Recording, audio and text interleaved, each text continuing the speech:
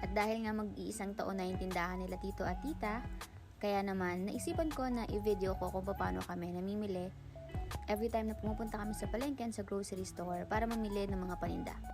Madalas kami yung bumibili ng mga paninda kasi nga hindi sila makapunta ng palengke kasi sila yung nagbabantay mismo ng tindahan.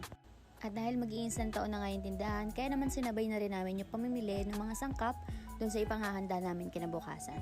Konti nga lang pala yung lulutuin namin. So magluto lang kami ng konting spaghetti, konting pancit, at chicken, at saka order na lang siguro kami ng pizza. Simple celebration lang naman to kasi nga nag-isang taon na yung tindahan.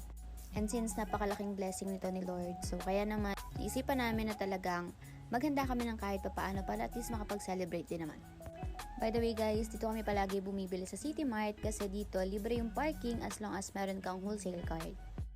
Linggo-linggo nga pala kami nagpupunta dito sa palengke kasi sinasabay na lang din namin kapag nagpupunta kami ng church. Yung church nga pala namin is located dun sa New City 3rd floor, yung Victory, Batangas. Madalas kapag bumibili kami dito is dinadamihan na talaga namin and pinapadamihan na rin talaga ni Tita kasi sayang naman yung gasolina and minsan nga lang din kasi kami nagpupunta dito. Natatandaan ko lang dati nung wala pa kaming sasakyan. Nakamotor lang kami minsan kapag bumibili dito and usually nagji-jeep kami. Dinadala lang namin, binubuhat namin yung karton para lang maidala namin talaga sa tindahan. Wala lang, minsan masarap lang balikan. Sinabay ko nga rin pala tong garlic pork na tonkotsu. First time ko kasi makatikim nito and grabe parang sobrang nasarapan ako. Lasang-lasa siya ng mga nasa Japanese restaurant lalo na kapag merong kasamang egg. Hindi ko na rin nga pala na-videohan yung mga iba pang cart kasi sobrang dami. Mauubos lang yung oras namin kapag binidyohan ko pa. At saka Sunday kasi ngayon sobrang dami rin nakapila.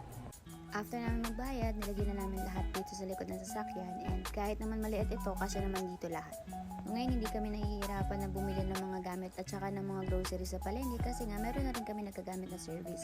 Hindi ka gaya ng dati na grabe, sobrang nahihirapan talaga kami kasi nga ang hirap niyang bit-bitin talaga isa-isang karton tapos nakamotor lang kami.